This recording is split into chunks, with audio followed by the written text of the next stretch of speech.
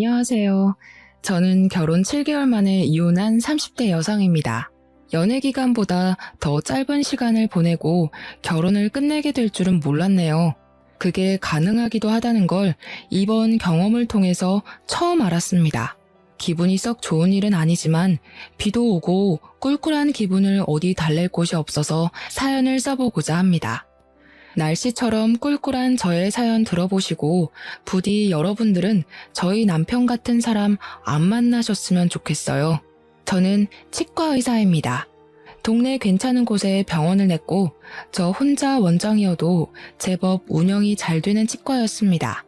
남편을 만나게 된 건 의사 대 환자로서였어요. 남편이 저희 치과를 이용하기 시작한 다음부터 제게 적극적인 관심을 보여줬는데요. 처음에는 남편의 관심이 상당히 부담스러웠어요. 그런데 사적인 감정 때문에 환자를 따로 안 받는 건 의사로서 말이 안 되잖아요. 제가 정중히 거절하면 되는 마음이고 계속 밀어내다 보면 남편이 호의 표시를 그만하겠지 싶었어요. 그런데 남편은 치료를 다 끝냈는데도 한 번씩 우리 병원에 들러서 직원들에게 음료수 사주고 도시락을 쏘고 하더라고요. 한 번은 남편의 그런 행동에 따로 경고를 하기도 했었어요. 그만해달라고 말이죠. 근데 그 상황에서 남편은 오히려 제게 고백을 해버리더라고요. 저더러 따로 연락하는 남자나 맞선이 예정된 상대가 있는 게 아니라면 한 달만 만나달라고 하대요. 웃기게도 너무 사정을 하길래 제가 결국 알겠다고 하고 받아줬어요. 대신 한 달 뒤엔 그만해달라고 했죠. 그렇게 친구처럼 만나기 시작했는데 말도 안 되게 저는 남편의 매력에 빠져버렸습니다.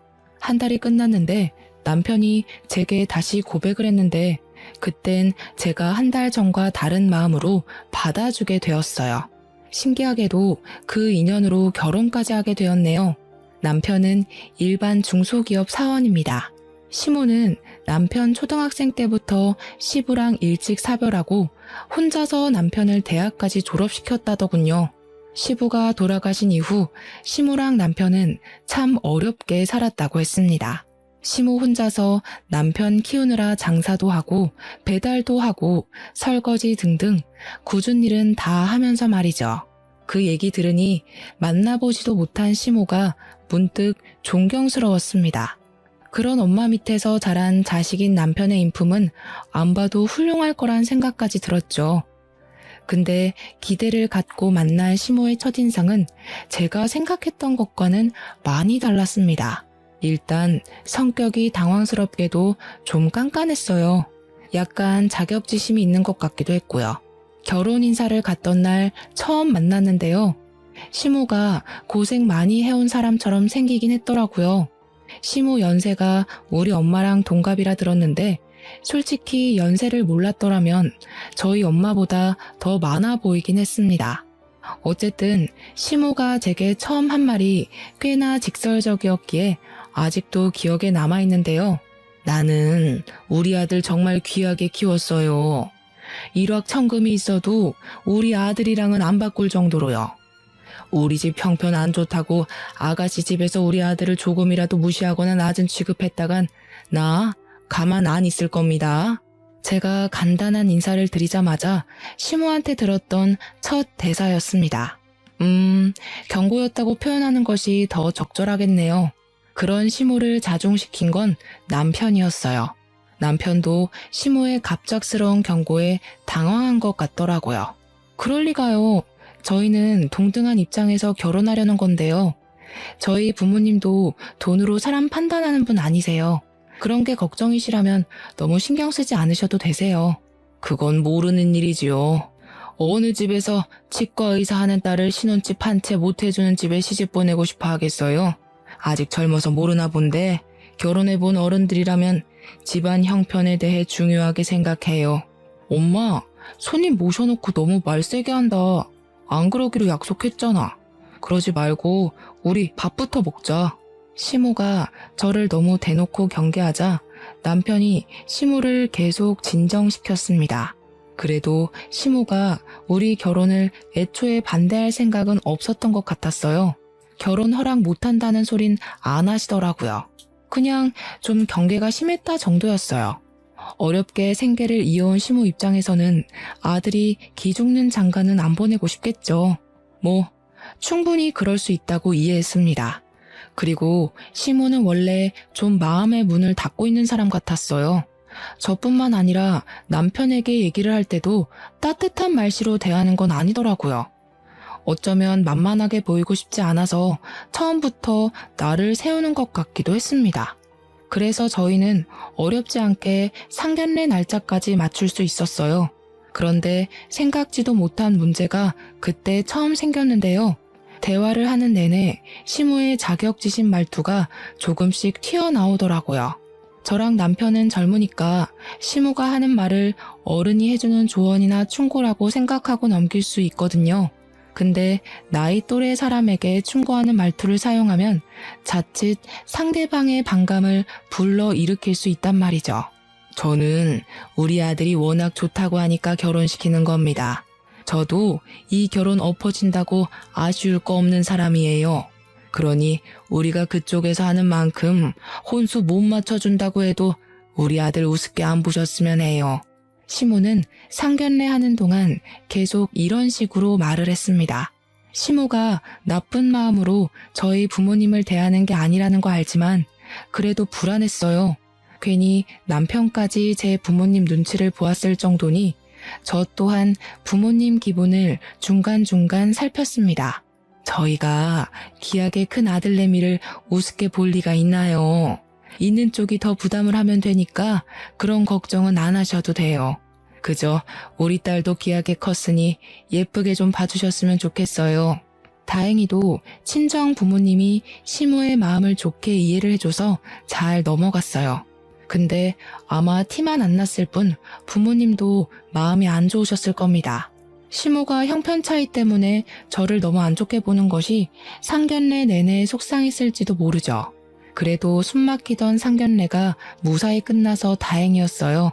그날 식사는 우리 부모님이 계산하려고 했는데 시모가 아득바득 우겨서 시모가 사는 걸로 했습니다. 왜 그랬는지 알 것 같지만 굳이 묻지는 않았는데 나중에 시모가 남편한테 따로 얘기하는 걸 듣고 씁쓸했어요. 시모가 남편에게 이런 사소한 식사값마저 우리 부모님 쪽에서 내도록 하면 우리 집안 같은 사람들이 은근 남편 집안을 무시한다고 남편한테 잘 새겨들으라 조언을 해주고 있더라고요. 정작 저희 부모님은 혹시 시모가 괜한 자격지심으로 저를 괴롭게 하진 않을까 그걸 걱정하셨거든요.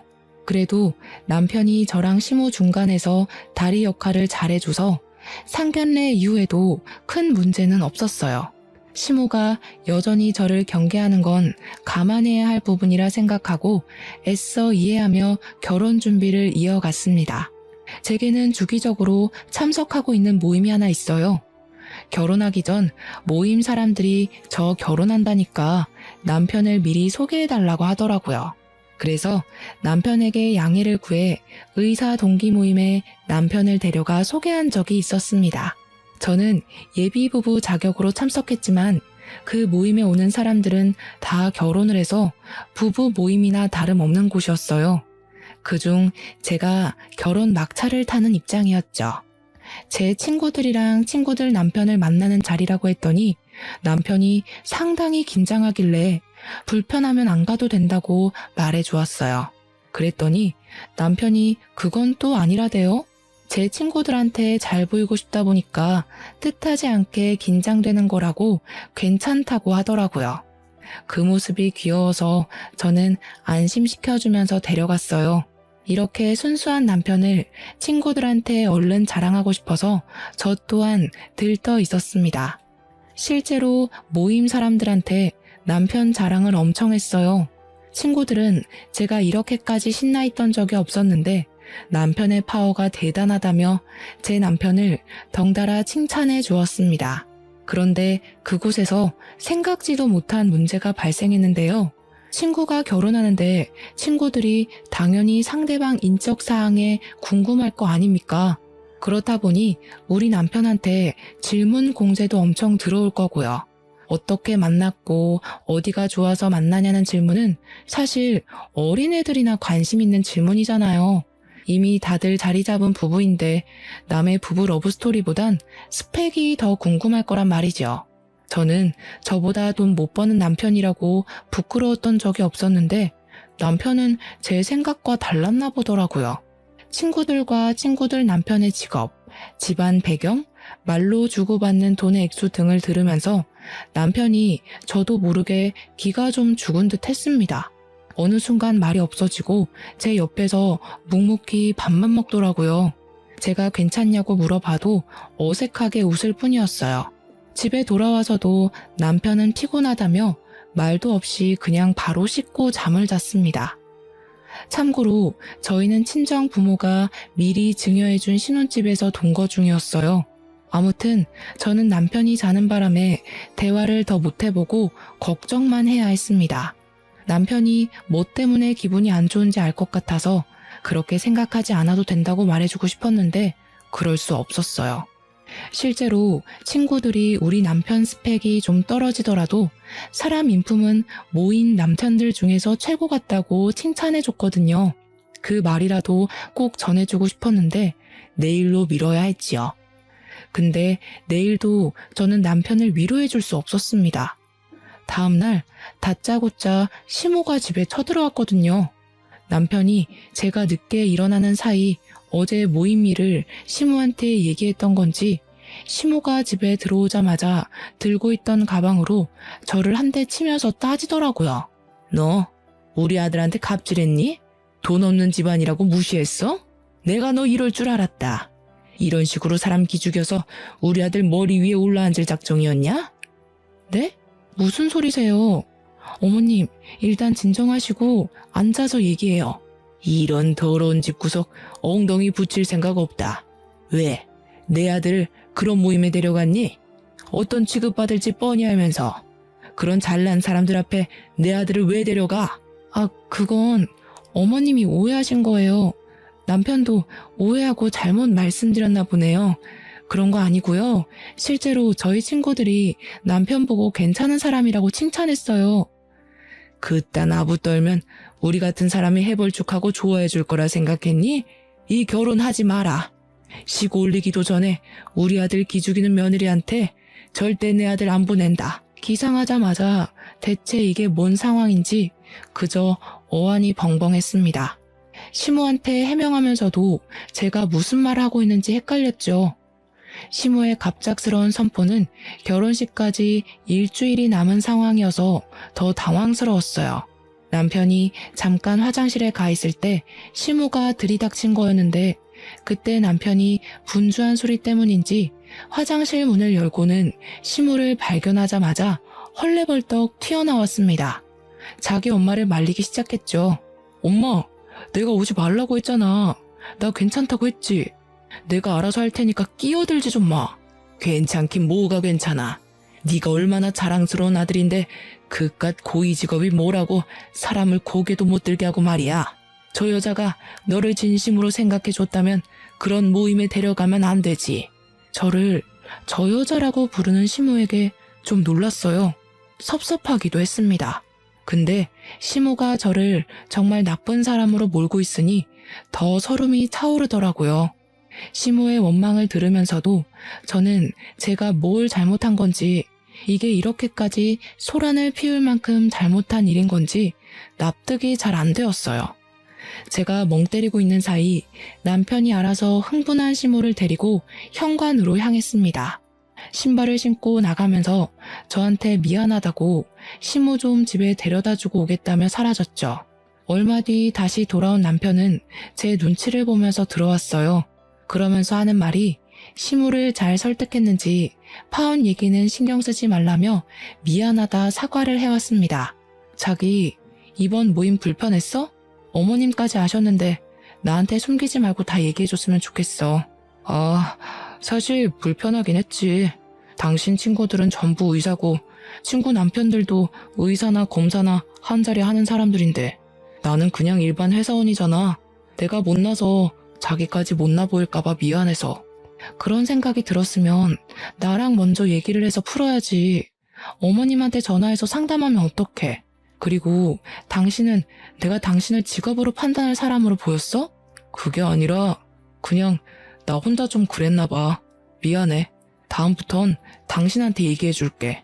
저는 남편에게 다시 한번 제 생각을 전하면서 남편에 있는 그대로의 모습을 사랑한다고 말해주었어요. 마치 사춘기 아들을 달래는 기분이 들어서 조금 황당하기까지 했네요. 어쨌든 남편은 제 마음을 알아준 건지 지난 날을 돌아보면서 반성하였습니다. 그렇게 저희 결혼 준비는 잠깐의 방황을 해결하고 무사히 진행되었죠. 결혼식을 올리고 신혼여행 다녀올 때까지 계속 정신이 없었어요. 신혼여행 이후 한 달 정도는 신혼살림을 정리하는 데에 시간을 거의 다 뺏겼을 정도였습니다. 어느 순간부터 좀 한가해졌다고 느꼈을 때 사실 집들이를 할 수 있었는데도 저는 일부러 집들이를 생략했어요. 제 친구들이 집들이 언제 하냐고 기다리고 있었거든요. 친구들도 결혼하고 나서 집들이를 했고 어떻게 보면 저희 모임 사람들은 거의 당연하게 집으로 사람들을 초대했던 것 같습니다. 그런데 그걸 저는 안 하겠다고 했어요. 이유는 남편을 생각해서였습니다. 그 모임 사람들 때문에 결혼하기 전 처음으로 다퉈봤는데 다툼의 원흉을 굳이 또 불러서 남편과 제 사이의 불안을 다시 만들고 싶진 않았어요. 아무래도 남편이 기죽었던 것이 마음에 걸리더라고요. 그래서 저는 친구들에게 일일이 전화를 돌리면서 집들이를 못하게 된 사정을 설명했어요. 남편 때문이라고는 안 했고 그저 제가 바쁜 일정 때문에 어려울 것 같다고만 했죠. 그런데 제가 친구들에게 전화를 돌리는 걸 남편이 봤나 보더라고요. 전화를 다 돌리고 방에 들어갔더니 남편이 토라져서 제가 말을 걸어도 안 쳐다보는 겁니다. 그래서 저도 더 끈질기게 남편을 건드렸어요. 우리 서로 불만 있으면 대화로 풀자 했지 않냐고 했더니 남편이 결국 제게 할 말을 했는데요. 괜찮다더니 결국 날 친구들한테 소개하기 창피했던 거야? 왜? 친구들이 무슨 저런 남편을 만났냐고 당신이 아깝대? 그게 무슨 소리야. 내 친구들은 당신 좋게 본다니까? 사실도 아닌 말로 왜 자꾸 마음대로 상상해. 나는 당신이 불편할까봐 더 이상 신경 쓰이는 상황 안 만들려고 했던 거야. 내가 불편할까봐 그런 거 맞아? 당신이 불편해서 안 부르는 거 아니고 난 이제 당신 진심이 뭔지 모르겠다. 남편은 집들이에 대해서 갑자기 또 자격지심 장난 아닌 소리를 하더라고요. 제가 솔직하게 얘기를 해주고 그런 거 아니라고 왜 꼬아서 생각하냐 하는데도 남편은 더 이상 저랑 대화를 안 하고 싶다며 자리를 떠버렸습니다. 근데 웃긴 게 그렇게 혼자 삐쳤다가 시간 좀 지나면 혼자 풀려요. 이게 몇 번 반복이 되었었는데 어느 순간부턴 저도 지쳐서 그냥 내버려뒀습니다.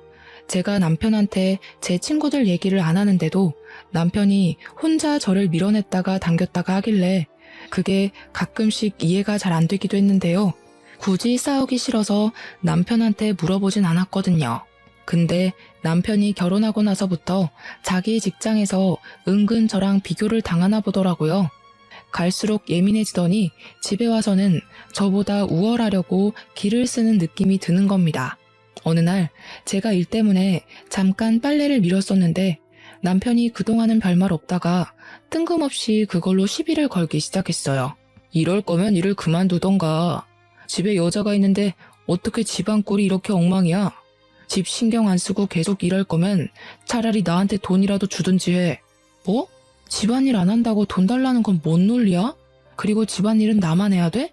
당신이 먼저 빨래 봤으면 좀 해줄 수도 있는 거잖아. 그럴 거면 아내랑 남편이란 말이 왜 있겠어? 우리 집은 다른 집이랑 다르게 남편이랑 아내 사이에 격차가 너무 없는 것 같아. 그러니까 내가 어디 가서 길을 못 펴는 거야. 집안의 가장은 난데 어디에서도 인정받을 부분이 없잖아. 당신 갈수록 이상해지는 거 알아? 직장에서 무슨 소리를 듣는 거야?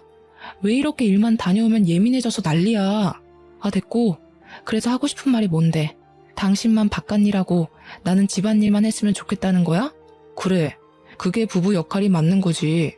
솔직하게 말하자면 나도 당신한테 남편 대우 받고 싶어. 당신이 나보다 수익이 많으니까 어쩔 수 없이 내가 꿀리잖아. 남편의 바람은 제가 의사를 관두길 바라는 거였어요. 맞벌이를 하더라도 남편은 남편이고 부인은 부인인 건데 꼭 바깥일 집안일로 그 역할을 구분해야 하나요? 옛날이야 그랬지. 요즘은 남녀 상관없이 커리어를 갖고 결혼하는 사람들이 많잖아요. 저는 제가 탱자탱자 노는 마누라보다는 낫다고 생각을 하거든요. 남편의 제안은 정말 터무니없고 철없기만 해서 그냥 못 들은 걸로 하겠다고 하고 무시해버렸어요. 근데 남편이 제가 무시한 것 때문에 또 자존심 상했나 보더라고요. 어느 날부터 저랑 마주할 때마다 드러내는 태도나 표정이 어색했습니다. 뭐 그렇다고 저한테 더 이상 시비를 거는 건 아니라서 별말 않고 넘겼어요. 남편 삐치는 게 한두 번도 아니고 내버려두면 항상 그랬듯 알아서 아무 일 없었다는 듯이 행동할 거라 생각했거든요. 그런데 이번에는 남편 행동에 좀 다른 점이 있었어요. 남편이 주말마다 시댁을 자주 가더라고요. 초반에는 그냥 내버려 뒀는데 나중에는 한번 물어봤거든요. 그럼 남편은 그저 후다닥 나가면서 시모가 혼자 밥 먹는 거 외로워한다고 점심만 시댁에서 먹겠다고 하면서 사라져버리더군요. 남편이 주말마다 그렇게 가버리면 저야말로 집에서 혼자 점심을 먹었습니다. 저희는 분명 신혼부부인데 어째 신혼이 아니라 한 5년 이상은 산 부부 같은 느낌이 들었어요. 저도 갈수록 남편에게 서운함이 쌓이더라고요. 그렇지만 말 못했죠. 괜히 남편을 종용했다가 시모가 남편 뺏어간다고 생각할까봐 그냥 이 모든 상황을 좋게 생각하려고 했어요. 그런데 어떤 날에는 남편이 주말에 시댁에서 자고 올 때가 있어요. 평일에는 출근을 해야 하니까 당연히 직장이랑 가까운 신혼집에서 먹는데 주말만 되면 마치 두 집 살림이라도 하는 것처럼 시댁에서 먹고 자고 합니다. 이 상황이 꽤 길게 반복되니까 나중에는 시모가 제 남자를 뺏은 것처럼 느껴지다가 더 나중에는 제가 시모의 남자를 뺏은 건가? 하는 기분까지 들었어요. 제게 삐쳐있던 남편을 그냥 내버려 두려고 했는데 이건 좀 아닌 것 같아서 또 자고 온다는 남편의 앞길을 가로막은 적도 있었습니다. 나랑 얘기 좀 해. 주말마다 어머님 집에 간 거 벌써 한 달이 넘었어. 나랑 이대로 멀어질 작정인 거야? 이젠 나랑 화해하기도 싫어? 너도 잘못 없다고 생각하고 나도 잘못 없다고 생각하는데 이 상황에서 무슨 화해를 해. 그냥 서로 마음에 안 드는 거 굳이 맞추려고 하지 말자는 거지. 그런 사람이랑 평일 내내 같이 있는 것도 숨 막히는데 주말까지 한 지붕 아래 있으라고? 우리 부부잖아. 안 맞는 게 있으면 어떻게 해서든 대화로 풀어야지. 이렇게 주말마다 시댁을 가 있으면 어머님이 날 뭐라고 생각하시겠어.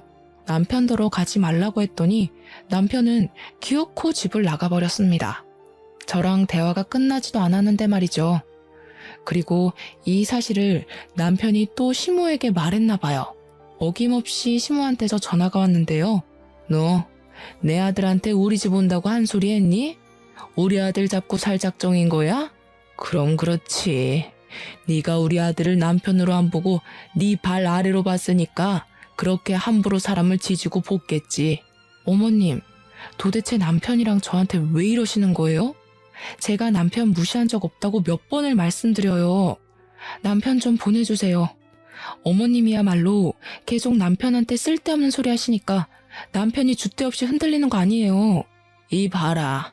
이젠 시엠이고 뭐고 없다 이거지? 아무리 의사라도 사람을 이렇게 무시할 순 없다. 우리 아들이 평일 내내 스트레스 받는 것 같던데 주말에는 좀 쉬게 놔둬라. 매정하게 전화를 끄는 시모는 끝내 남편 좀 바꿔달라는 제 말을 다 무시해버렸어요. 남편은 제 연락을 아예 받지 않았습니다.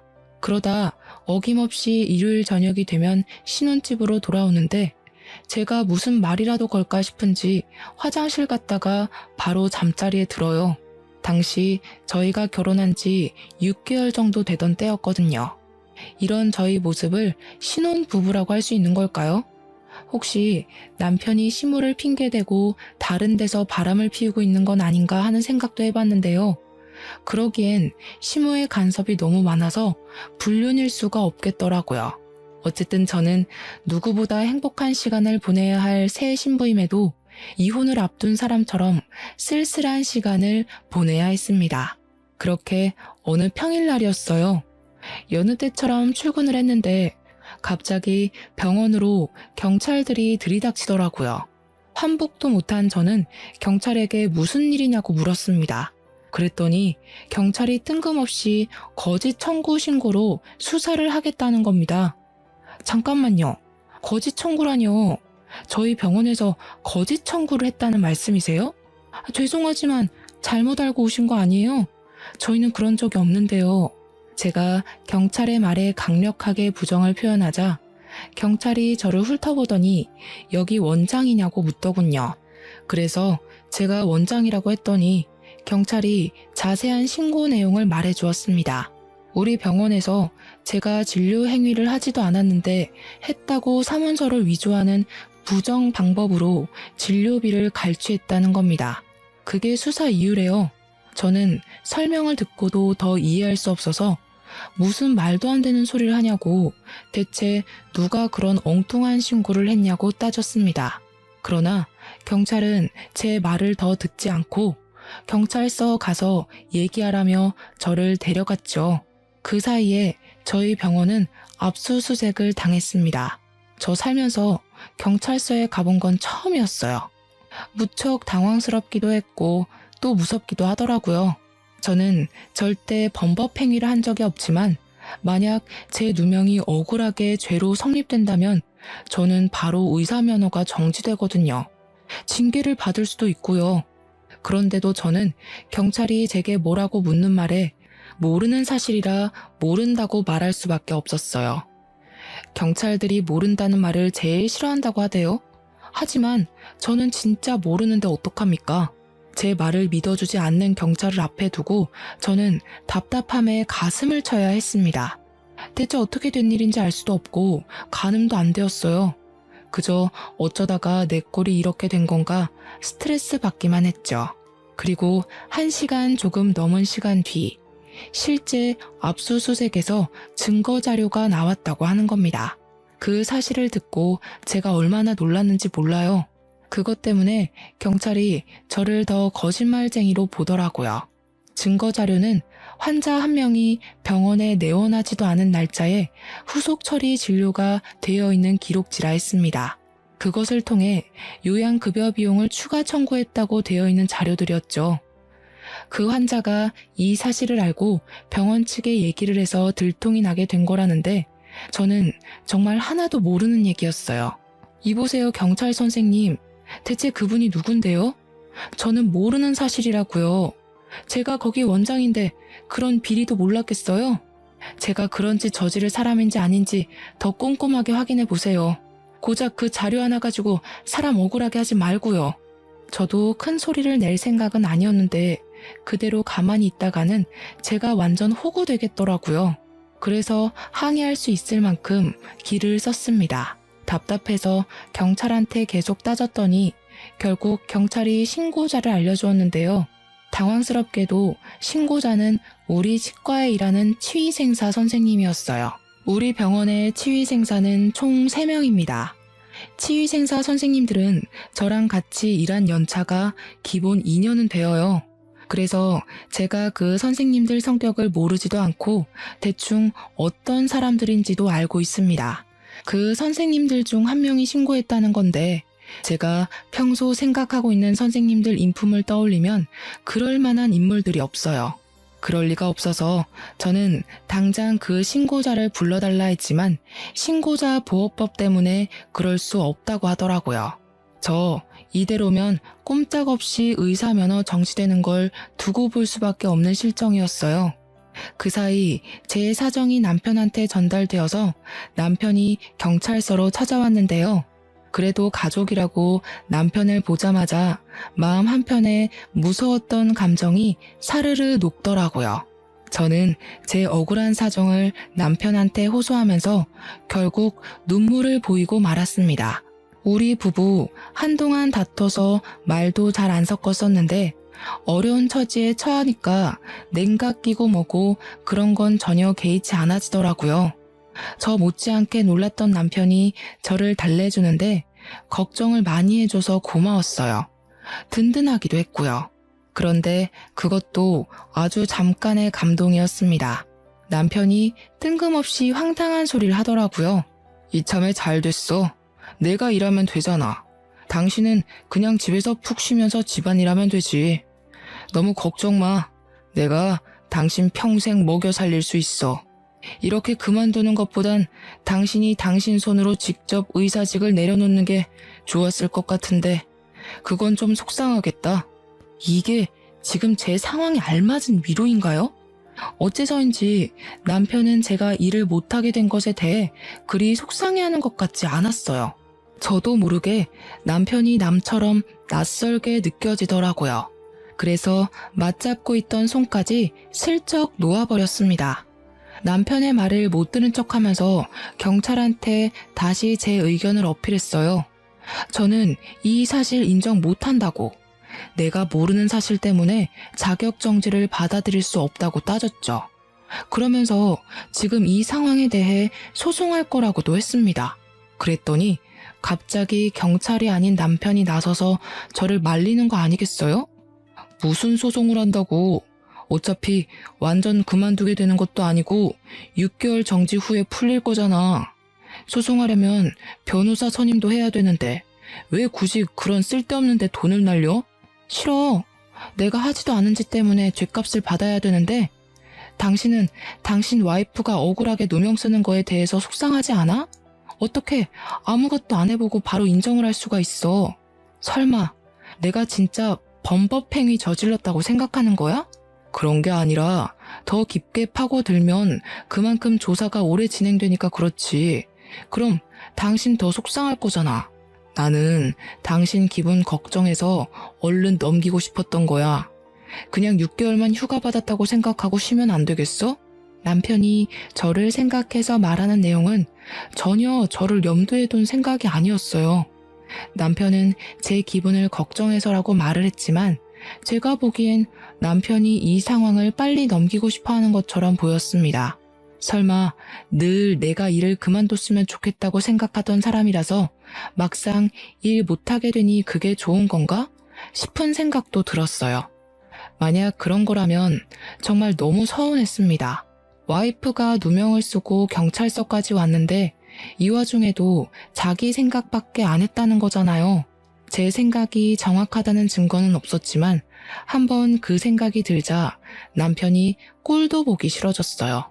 그래서 저는 경찰서를 더 떠날 생각을 안 했습니다. 제가 버티고 앉아있자 제 고집을 못 이긴 남편이 한숨을 쉬더라고요. 그러더니 잠깐 화장실 다녀오겠다고 자리를 뜨는 겁니다. 화장실은 저도 가고 싶었던지라 남편이 자리를 뜨고 한 1분 뒤에 뒤따라 나갔습니다. 근데 앞장서서 가는 남편이 화장실로 안 가고 비상구 계단으로 방향을 틀더라고요. 그걸 보고도 별 생각 안 할 수는 있는데 왠지 모르게 기분이 찝찝했어요.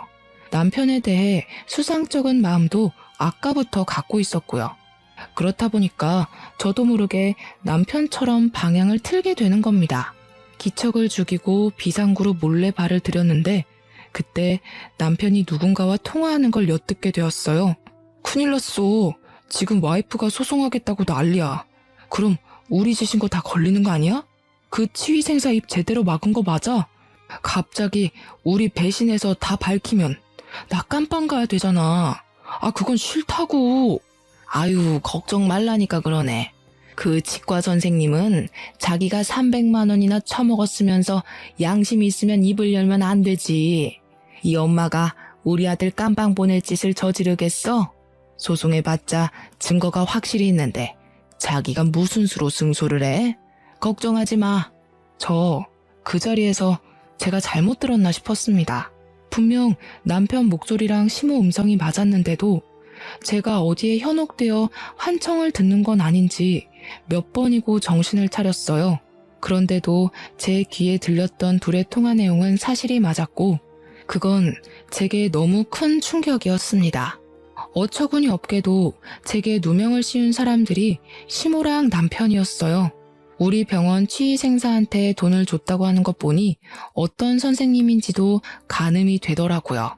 우리 치과에 좀 못 사는 치의생사 선생님이 계세요. 그 선생님이 치의생사 일을 하면서도 저녁에는 집에서 부업을 한다고 했거든요. 홀어머니를 모시고 월세 사는 친구라 돈 모으는데 중요하다는 말을 들었었습니다. 그래서 시모가 말하는 그 300만 원이란 돈에 가장 흔들렸을 선생님일 거예요. 남편이랑 시모가 제 치과를 종종 들락거렸었는데 그 때문에 저희 선생님들과 안면 트면서 지냈거든요.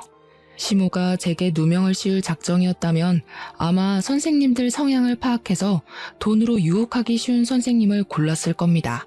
그리곤 자기네들이 사문서 위조한 자료를 그 선생님에게 부탁해 일을 꾸며달라 했겠죠. 어떻게 가족이란 사람들이 이런 짓을 벌일 수 있단 말인가요? 저는 남편을 깔본 적이 없는데 그런 취급을 받으면서 이렇게 경찰서까지 방문을 해야 하는 것이 너무 비정상적인 상황이지 않습니까? 듣자 하니 시모는 제가 남편보다 돈을 월등하게 벌고 있는 것도 마음에 안 들었고 자꾸 남편이 저랑 비교당하면서 기죽는 게 싫었겠죠. 또 남편이 제 머리 위에서 떵떵거리고 살았으면 좋겠는 마음에 이런 말도 안 되는 짓을 꾸민 거겠죠. 그 못된 욕망이 얼마나 강했으면 이런 짓까지 벌일 수 있는 건지 저는 그저 이 상황이 너무 충격적이라 더는 이해해 줄 수가 없었어요. 비상구에서 엿듣는 걸 그만하고 저는 당장 비상구로 쳐들어가 남편의 뒤통수를 휘갈겼습니다. 구석에 처박혀서 발을 동동 구르고 있던 남편이 놀라면서 비명을 악 질렀어요. 저를 돌아본 남편 얼굴이 급격히 창백해졌는데 꼴 좋았습니다. 정말 실망이다. 그놈의 자격지심이란 게 이렇게 무서운 건 줄 몰랐네. 그냥 사람 대 사람으로 지낼 순 없었어? 나는 한 번도 당신을 못났다고 생각한 적 없는데 내가 세상에서 제일 찌질한 새끼랑 살고 있었구나. 이제 보니까 당신 못난 거 맞다. 내가 본 사람들 중에 역대급으로 못났고 불쌍해. 뭐? 어떻게 남편을 그런 식으로 말할 수가 있어? 아니, 대체 언제 들어온 거야? 설마 나 통화하는 거 다 들었어? 여기서 내가 안 들었으면 앞으로 나 어떻게 됐을까? 그거 생각하니까 진짜 끔찍하다. 멀쩡한 사람 속여서 직장 관두게 만들어 놓고 당신이랑 당신 엄마는 뻔뻔하게 기세등등했을 거 아니야. 가서 당신 엄마한테 전해. 그쪽 덕분에 안 그래도 찌질한 아들 시궁창 제대로 빠졌다고. 저는 남편이 들고 있는 폰을 뺏으려고 했어요. 그러자 남편이 피하면서 갑자기 제 앞에 무릎을 꿇더라고요. 여보, 그런 게 아니야. 당신이 어디서부터 어디까지 들었는지 모르겠는데 사실이랑 왜곡된 부분이 많을 거야. 일단 난 엄마가 시키는 대로 해서 뭐가 뭔지 잘 몰라. 장난하니? 나 처음부터 다 들었어. 더 듣기 싫어서 당신 머리통 후려친 거고 어떻게 다 들킨 마당에도 발뺌하기 바쁘냐? 정신이 똑바로 박혔으면 사과 먼저 해야 되는 거 아니야? 아, 미안해. 진짜 미안해. 근데 난 진짜 엄마가 시키는 대로 해서 아무것도 몰라. 네가 우리 엄마랑 통화해봐. 남편이 아직 끊기지 않은 휴대폰을 제게 내밀었어요. 잘됐다 싶어서 저 바로 시무랑 통화를 했죠. 어머님 아들이 깜빵 갈지 안 갈지를 왜 어머님이 정해요? 안타깝게도 어머님 아들은 어머님 때문에 깜빵 가게 될 거예요. 저를 그렇게 일 관두게 만들고 싶었어요. 그런데 머리 쓸 시간 있으면 아들 의사시키는데 기를 쓰지 그러셨어요. 왜 엄한 사람을 아들 아래 두려고 하신대? 너 일단 진정해봐라. 우리 만나서 얘기를 해보자. 아무래도 대화로 풀어보는 게 좋을 것 같네. 지금 내가 너희 집으로 갈 테니까 가서 기다려. 아니요. 아직 상황 파악이 안 되신 것 같은데 저한테 명령할 입장 안 되세요. 저 그동안 스트레스 너무 많이 받았거든요. 두 사람 깜빵 앉혀놓으면 제가 숨을 못 쉴 것 같아서 안 되겠어요. 이해 좀 하세요. 저는 전화를 끊자마자 남편을 발로 밀어버리고 그대로 비상구를 뛰쳐나갔어요. 당장 경찰서로 돌아가 증거로 제출했습니다. 제게 얻어맞고 욕먹은 남편이 뒤늦게 정신을 차리고 쫓아왔지만 증거물은 이미 제출된 뒤였죠. 경찰은 거기에 녹음된 남편과 시모의 대화를 듣고 증거로 채택해 주었습니다.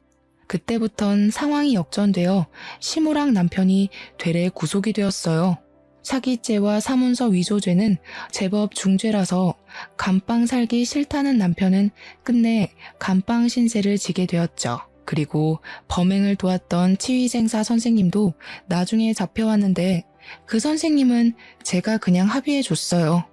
그 선생님은 나쁜 짓을 하려고 작정했던 게 아니라 돈 때문에 흔들린 거잖아요. 선생님의 어려운 생계를 걱정해서 고소는 안 했어요. 대신 우리 병원에서 해고하는 걸로 합의를 보았죠. 다행히 저의 의사면허 정지 처분은 취소 처리가 되었습니다. 하마터면 당당한 제 커리어에 빨간 줄이 그일 뻔한 게 계속 제 심장을 떨리게 만들었어요. 저에게 이런 짓을 한 그들을 용서할 수 없어서 고소를 했지만 그 전에 시모 얼굴 보고 꼭 한마디를 해주고 싶더라고요. 그래서 시모가 구속되기 전에 얼굴 보러 찾아갔었어요. 시모는 저를 처음 대면했던 그때처럼 날선 눈으로 노려봤습니다. 여태까지 아들 혼자 키우면서 열심히 사셔놓고 왜 스스로 무덤을 파셨어요? 얼마 안 남은 인생 아들도 못 만나고 시간만 축내게 생겨서 어떡해요? 열등감만 죽이셨어도 그쪽 노후는 꽃밭이었을 텐데 아쉽네요. 내 노후는 너만 아니었어도 편했어. 처음부터 순진한 우리 아들 꼬셔서 머슴살이 시키려고 했던 게 누군데? 그 꼴이 불보듯 뻔한데 내가 그걸 그대로 둘 리가 없잖아. 도대체 어떻게 사셨으면 사람 말을 안 믿는 거예요? 그쪽 행동이 잘못돼도 한참 잘못됐기 때문에 상황이 이렇게 됐다는 거 모르겠어요? 제발 깜빵 다녀오면 정신 똑바로 살길 바랄게요. 출소할 때까지 그쪽 다 늙은 몸뚱어리가 버텨줄 줄 모르겠지만 시모는 제 모습이 사라질 때까지 목청 나가도록 저주를 입에 담다가 경찰에게 경고를 받고 조용해졌습니다. 그 뒤로 그들 소식은 잘 모르고요. 저는 개인적으로 병원을 이전하기로 했어요. 전 시모와 전 남편이 출소하고 나와도 저를 찾지 못했으면 싶었거든요. 같이 일하던 선생님들은 고맙게도 제가 이전하는 병원으로 같이 와주었습니다. 현재는 이전한 병원을 정리하면서 새 선생님 한 분을 더 고용하느라 아주 정신없는 나날을 보내고 있어요. 새로 시작하는 병원에서는 부디 사건 사고 없길 바라고 좋은 일만 있었으면 싶네요. 그렇게 저랑 전 남편은 연애 2년에 결혼 생활 7개월로 종지부를 찍었습니다. 행복하고자 약속했던 결혼이었는데 너무나 불행했고 2번 다시 결혼을 꿈꾸기 싫을 만큼 악몽 같은 시간이었어요. 부부가 결혼해서 마음 맞춰 사는 건 기적 같은 일이라는 걸 깨달았어요. 그리고 결혼 연차 10년, 20년 찍는 분들을 정말 존경하게 되었어요. 분명 안 맞는 부분도 있으실 텐데 수많은 고비를 넘고서 미래를 함께하고 계신 거잖아요. 박수받아 마땅한 분들이 아닌가 싶습니다. 아무래도 제 내면을 더 키워야 될 것 같아요. 당분간은 일에만 열중하면서 왠지 다시 얻은 것만 같은 저의 인생을 잘 가꿔보도록 하겠습니다. 꿀꿀했던 제 사연 들어주셔서 감사드리고요. 함께하는 동반자와 쭉 행복하셨으면 좋겠어요.